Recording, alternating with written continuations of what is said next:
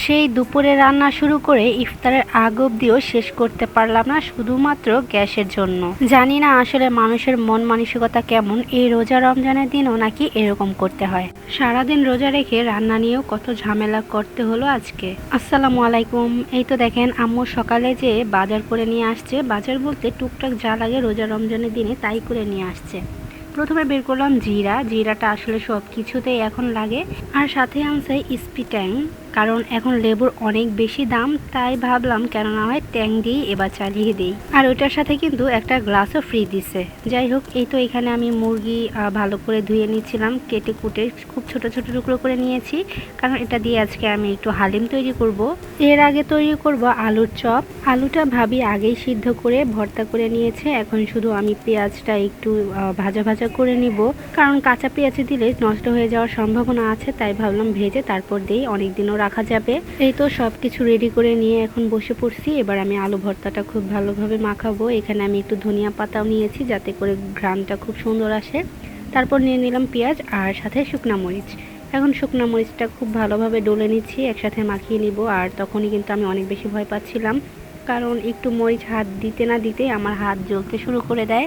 যাই হোক, কোনো ব্যাপার না, থাকতে খেতে হলে সব কিছুই মানিয়ে আর মেনে নিতেই হয়। পেঁয়াজ মরিচ ভালো করে মাখানো হয়ে গেছে, এখন দিয়ে দিচ্ছি আলুগুলো, আর আলুগুলো দিয়ে আবারও মাখিয়ে নিব সুন্দরভাবে। এই তো মাখানো হয়ে গেছে, দেখতেই কিন্তু অনেকটা লোভনীয় লাগছে। এখন আমি সবগুলো চপ শেপ দিয়ে বানিয়ে নিব। তারপরেই চলে গেলাম রান্নার মধ্যে। আর এখানে আমি অলরেডি হালিম রান্নাও শুরু করে দিয়েছিলাম, যেটার রেসিপি আমি কালকে দিব ইনশাল্লাহ। এই তো সব মশলাগুলো দিয়ে দিলাম, এবার রেখে দিব কিছুক্ষণ কষে যাওয়ার জন্য। সাথে আবার ছোলাও আজকে বাগার দিতে হবে, তার জন্য আমি এখানে সব মশলাটা আগে কষিয়ে নিচ্ছি, এরপর দিয়ে দিব ছোলা বুটগুলো।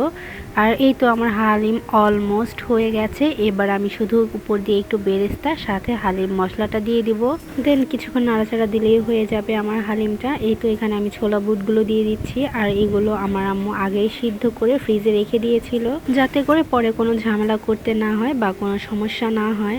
আসলে এই বুদ্ধিটাও কিন্তু খারাপ না, অনেক বেশি করে সিদ্ধ করে তারপর ফ্রিজে রেখে দিলে সময় মতো একটু একটু করে বের করে নিলে হয়ে যাবে। যাই হোক, এই তো এখন আমি বুটের মধ্যে আলু সিদ্ধ দিয়ে দিলাম। আর এই সময়ও কিন্তু একটুও গ্যাস ছিল না, খুবই অল্প পরিমাণে গ্যাস ছিল। আর এই অল্প গ্যাসে আমার অনেক কিছু করতে হয়েছে, যেমন এই ছোলা বাগার দিয়েছি, তারপর হচ্ছে আলুর চপ, বেগুনি, পেঁয়াজু এগুলো ভাজতে হয়েছে, আর এই সময়ও আজান দিয়ে দিয়েছে। যাই হোক, এই তো আলহামদুলিল্লাহ পরিবারের সবাইকে নিয়ে যতটুক হয়েছে ততটুক দিয়ে ইফতার সেরে ফেললাম। আল্লাহ সবাইকে বোঝার তৌফিক দিক। অনেক মানুষই সারাদিন রোজা রেখে এরকম কষ্ট করে রান্না করে। যাই হোক, এই তো রাতে আমি ভাইয়াকে একটু হালিম দিয়েছিলাম। সবাই ইফতারের সময় খেয়েছিল, কিন্তু ভাইয়া পরে খেয়েছিল, তো আমি ভাইয়া থেকে রিভিউ নিচ্ছিলাম যে কেমন হয়েছে। তো ভাইয়া খেয়ে বলল যে না, পারফেক্ট হয়েছে। যাই হোক, এটাই আমার সার্থকতা। আজকের প্রথম রোজা কার কেমন কেটেছে অবশ্যই কিন্তু বলবেন। তো আজকের ভিডিওটা এখানেই শেষ করছি। সবাই ভালো থাকবেন, সুস্থ থাকবেন। আল্লাহ হাফিজ।